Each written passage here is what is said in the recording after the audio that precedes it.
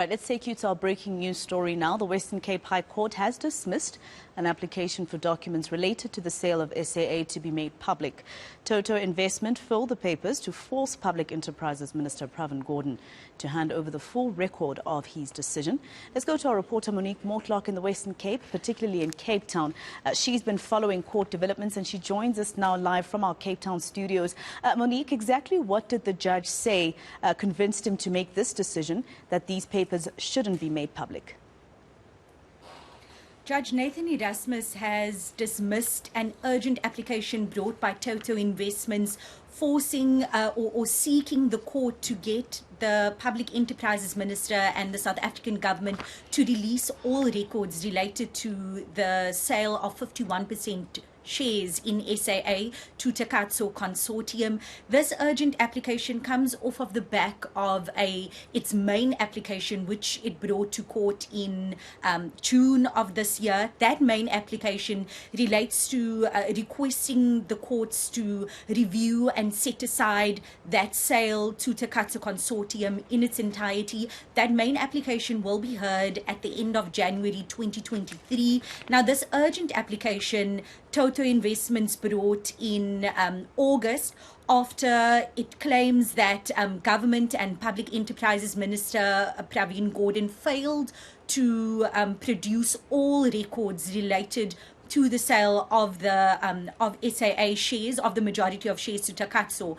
And last week, during arguments, the advocates for Toto Investments claimed that the respondents, that is Public Enterprises Minister, Finance Minister and the South African government, they have failed in their duty to be transparent and to oblige in their duties to the court, especially because they are public servants. And the advocate was arguing that there is no confidentiality when it comes to the sale of a public entity such as SAA. The advocates for the state, however, argued that there is confidentiality and that if the court grants this urgent application, and this urgent application will then force the hand of the state to release all of these documents that it deems as confidential.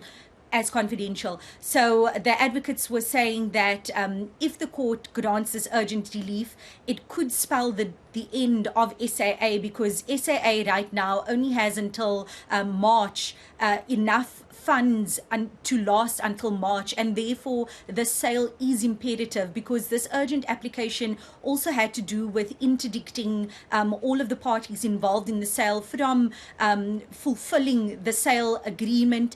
And government was saying last week, or government's lawyer was saying last week, that it could jeopardize this very crucial sale of SAA. So today, Judge Erasmus dismissed the application, but he did say that he has requested the first and second respondents, that is SA Government and Public Enterprises Minister, to release a confidential and a non-confidential version of all of those records to the court.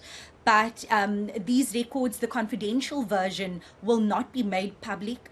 The judge has ordered that those confidential records will only be viewed by the permitted parties, that is the members of the court. So it won't be made public to the media or to the public. And when those records are heard in court, when that hearing for the main application gets underway in January, we will not be privy to that information. So the court or Judge Erasmus found that there was no urgency and that the applicants, the Toto Investments, failed to prove that there was any urgency. In fact, when they brought this application in August, this urgent application, they knew that the implementation of the sale was pending, that Takatso and government were in the process of getting the sale underway, of finalizing the sale. And it's for this reason that the court said they could have found alternative routes other than bringing an urgent application to court. They could have applied for interim relief or other avenues. And it's for this reason that Judge Erasmus then dismissed Toto Investments' application. And the dismissal of today's urgent application, how does that affect, how is that likely to affect next year's court proceedings in January? Well, it's likely if last week's arguments alone is an indicator of what we can expect when that main application hearing gets underway in January. It's said to be quite heated because Toto Investments were adamant that they were being prejudiced during the sale of or during government's decision-making process in it deciding to go with Takatsu Consortium. As you know, Toto Investments was one of the bidders for SAA, and it was telling the court, the lawyers for Toto Investments, they were telling the court that they believe that government's refusal to submit all of the records related to the SAA sale, that it's unlawful, it prejudices those who were involved in the sale, such as Toto Investments, and that decisions leading up to the sale, decisions leading to why Takatsu Consortium, these should all be made public. And for the court to now say, actually, no, these should still remain confidential. I believe that given what Toto Investments argued in court last week, they won't be leaving it here. They will most likely appeal or take it further before that January 2023 hearing. But I will be contacting them just to check what are their next steps ahead of next year's hearing. All right, Monique Morlock live for us in our Cape Town offices. Let's leave it there for now.